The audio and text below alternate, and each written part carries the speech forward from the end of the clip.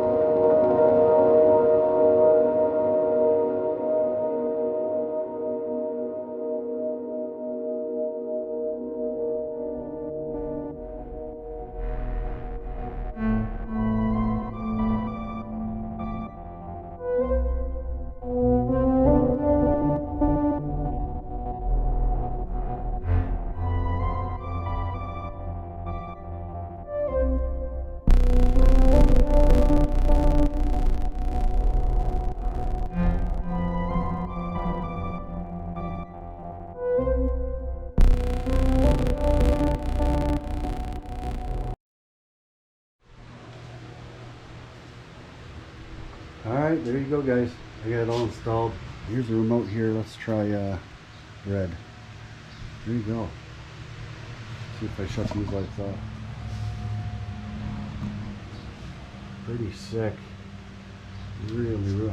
I'll do it again later when it gets dark out so we can see how bright it is at night. Man, those things are really sick. Really sweet. And I mean, there's some other manufacturers out there that make the same kind of light that charge you double, triple what Kemimoto does. From what I've seen so far, man, these are definitely worth the money, especially these brackets or these mounts.